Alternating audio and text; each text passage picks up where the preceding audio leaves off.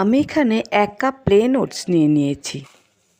এবার এই ওটসের মধ্যে 1 কাপ পরিমাণে জল দিয়ে ভিজিয়ে রেখে দিলাম।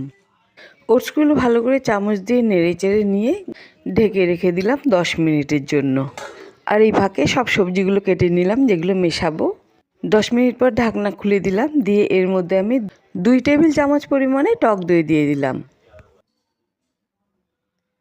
এবারে ওটস আর টক দই চামচ দিয়ে খুব ভালো করে মিশিয়ে নিলাম। ভালো করে মেশানো হয়ে গেলে এবার এক এক করে প্রথমে আমি স্বাদ মতো লবণ দিয়ে দিলাম, 1 চা চামচ জিরে গুঁড়ো, 1/2 চা চামচ ধনে গুঁড়ো, 1 মুঠো পরিমাণে পেঁয়াজ কুচি, একটা ছোট্ট পেঁয়াজ কুচিয়ে দিয়ে দিলাম, 1 মুঠো পরিমাণে ক্যাপসিকাম, এখানেও ছোট পরিমাণে একটা ক্যাপসিকাম কুচো করে দিয়েছি, 2 ইঞ্চি পরিমাণে গাজর কুচিয়ে দিয়ে দিলাম, 2টো কাঁচা লঙ্কা কুচিয়ে দিয়ে দিলাম, আর 1 মুঠো পরিমাণে ধনেপাতা কুচিয়ে দিয়ে দিলাম। দিয়ে এবার এগুলো খুব ভালো করে মিশিয়ে নিলাম। আপনাদের যদি ইচ্ছা এর মধ্যে আরও কিছু মশলা অ্যাড করতে পারেন, শুধু মশলা না সবজিও অ্যাড করতে পারেন। যেগুলো খুব কম সময় সেদ্ধ হয় সেগুলো এর সাথে মেশাবেন, আর যদি একটু বেশি সময় লাগে সেগুলো আগে একটু হালকা করে ভাপ দিয়ে নেবেন, তারপর এর মধ্যে মিশিয়ে দেবেন। তারপর সব কিছু ভালো করে মিশিয়ে নেবেন। এবার আমি এর মধ্যে 1 টেবিল চামচ পরিমাণে আটা দিয়ে দিলাম, বাইন্ডিংয়ে সুবিধা হবে। আটাগুলো খুব ভালো করে চামচ দিয়ে মিশিয়ে নিলাম সম্পূর্ণ ওটসের সঙ্গে। এবার যদি প্রয়োজন হয় আরেকটু আটা দিয়ে দেবো, আমার একটু আটার প্রয়োজন আছে, পাতলা একটু হয়ে গেছে তাই দিয়ে দিলাম। যদি না প্রয়োজন হয় তাহলে দেবার দরকার নেই। সম্পূর্ণ মেশানো হয়ে যাওয়ার পর একটা ননস্টিক তাওয়া আমি গরম করে নিলাম, নিয়ে হালকা করে অল্প পরিমাণে তেল দিলাম। তেল খুব বেশি দেব না, যেহেতু এটা হেলদি নাস্তা তৈরি করছি আমরা। আর আমি এখানে রিফাইন্ড তেল ব্যবহার করেছি। এবার তেল গরম হয়ে যাওয়ার পর আমি এর মধ্যে 1 হাতা পরিমাণে ওটসের মিশ্রণটা নিলাম, নিয়ে এর উপর দিয়ে দিলাম। দিয়ে একটা ছোট্ট হয়ে গেছে যেহেতু, এর উপর আবার 1/2 হাতা তুলে নিলাম। ঠিক এইভাবে এই ননস্টিক তাওয়ার উপরে একসাথে 3টে বানিয়ে নেব।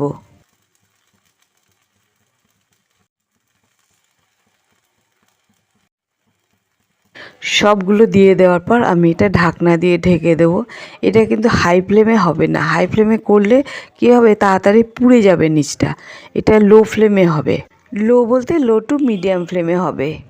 এবার ঢাকনা খুলে দিলাম। মিনিট 2 জাল হওয়ার পর যখন দেখব ড্রাই হয়ে গেছে, তখন এটা উল্টে দেবো, আস্তে আস্তে করে উল্টে দেব। দেখুন হালকা একটু লালচে ভাব হয়েছে। এইভাবে সবগুলোই উল্টে দেব। সব উল্টে দেবার পর আবার উল্টো দিকেও আমরা আবার মিনিট 2 এইভাবে জাল দেব। আবার সবগুলো ওই একইভাবে উল্টে দেব, উল্টে দিয়ে উল্টো দিকেও জাল দেব। হয়ে যাওয়ার পর সবগুলো নামিয়ে নিলাম।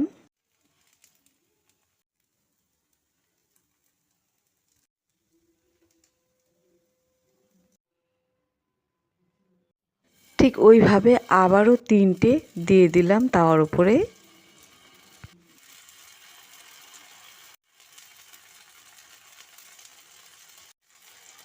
তিনটে দেওয়া হয়ে গেলে তারপর একই রকমভাবে ওই ঢাকনা দিয়ে ঢেকে দিলাম। ঢাকনা দিয়ে 2 মিনিট মতো জাল দিয়ে দিলাম। তারপর ঢাকনা খুলে দিলাম, দিয়ে আবার ওই একদিক এক একটা করে উল্টে দিলাম।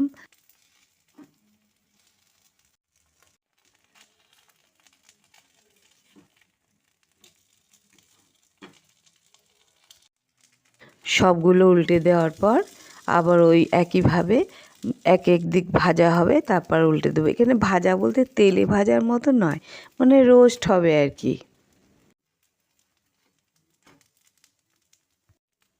এবার সবগুলো এরকম হয়ে যাওয়ার পর নামিয়ে নিলাম ওই প্লেটের ওপরে।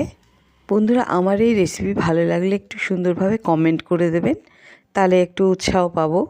এগুলো একদমই তেল নেই বললেই চলে, আর স্বাদও সুন্দর, অতএব মানে আপনার ডায়েটিংয়ের জন্য খুবই ভালো। একটা ছিঁড়ে দেখাচ্ছি, দেখুন কত সুন্দর হয়েছে, হাতে চিপকে যাচ্ছে না, খুব সুন্দর হয়েছে। যারা ওয়েট লস করতে চায় তাদের জন্য খুবই ভালো, আর তৈরি করারও খুব ঝামেলা নেই, ঝটপট তৈরি হয়ে যায়। আর বন্ধুরা, আমার এই ভিডিও যদি ভালো লেগে থাকে তাহলে প্লিজ সাবস্ক্রাইব করবেন, আর পাশে থাকা বেল আইকনটিতে ক্লিক করে দেবেন। যাতে যখনই কোনো নতুন ভিডিও আপলোড করব সাথে সাথে আপনাদের কাছে পৌঁছে যাবে।